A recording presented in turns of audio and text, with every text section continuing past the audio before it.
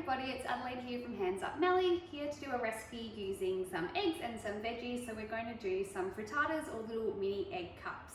So what I'm going to show you today is an option that you can make for lunch boxes, or you can make it at home.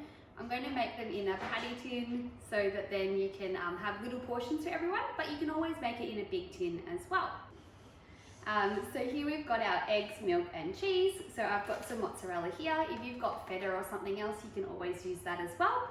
And a variety of vegetables. So it just depends on what you've got in the fridge. So you can see here I've got a small piece of sweet potato that I had left over.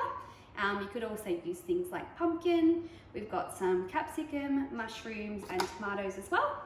A little bit of spinach and also some spring onions or onion depending on what you have available. Another thing you can add in is some ham or bacon depending on what you have. Otherwise you can do it as a vegetarian option, just using what I've got in front of me at the moment. So the first thing that we're going to do is chop up some of the veggies that we might like to add in. So I'm going to start off with a little bit of capsicum for mine.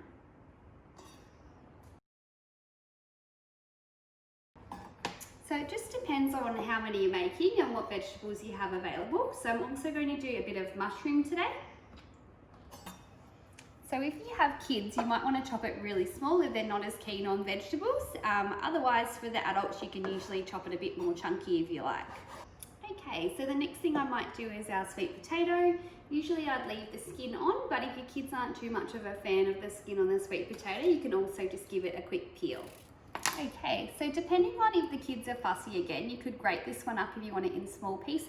Usually I like to do some thin slices, but you could also dice it up in cubes as well if you prefer. Now, depending on if you're putting this in a pan or in little cupcake tins, you might need to chop it up a little bit smaller to fit it in. Okay, now your next thing you can add in is some tomatoes. So it's up to you. You can use the little cherry tomatoes and chop them up, or you can slice up a big tomato if you've got one of those as well. I'll just use the cherry tomatoes because I want to make it really small. And then it's also good to add some colour. So today I'll be adding some spinach. If you've got frozen spinach, you can use that as well. Other green vegetables you might choose to use could be zucchini if you want to make it more of a zucchini slice muffin. Or anything else, like you could use green capsicum, for example, if you want to get that colour. Another option for some green is some spring onion, so I'll add a little bit of that in today. If you don't have spring onion, normal onion, or you can leave it out as well, depending on what's available. Now, the next thing we're going to do is make our mixture. So what we need to do is grab out a nice big bowl that we'll be able to put our eggs into. So I'll pop that in front of us there.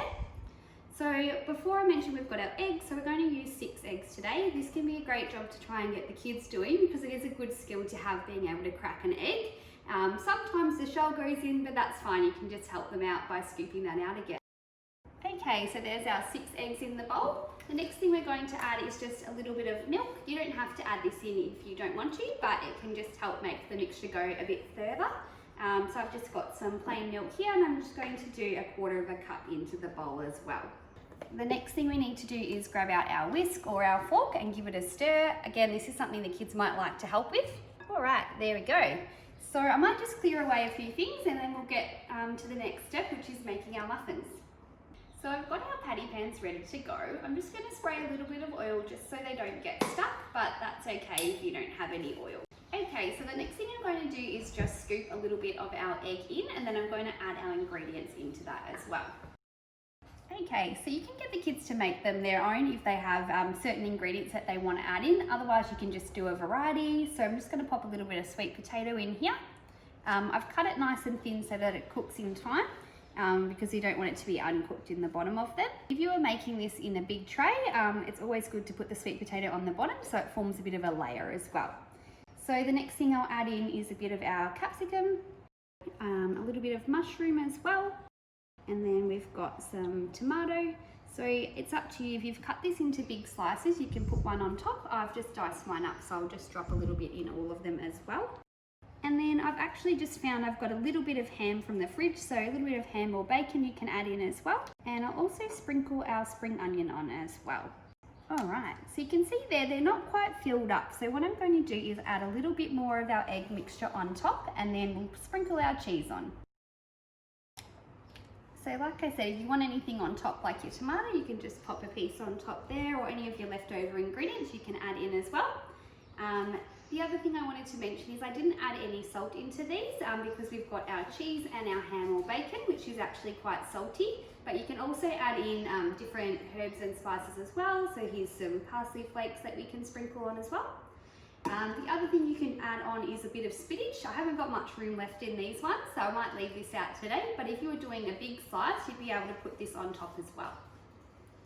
So I'll pop this into the oven for say about 15 minutes and then we'll have a look at them. Okay, so I've just grabbed these out of the oven and they're looking really nice and cheesy. So these are a great option to cool down and pop in lunch boxes if your kids aren't keen on sandwiches, or you can eat them straight away hot just as your lunch today.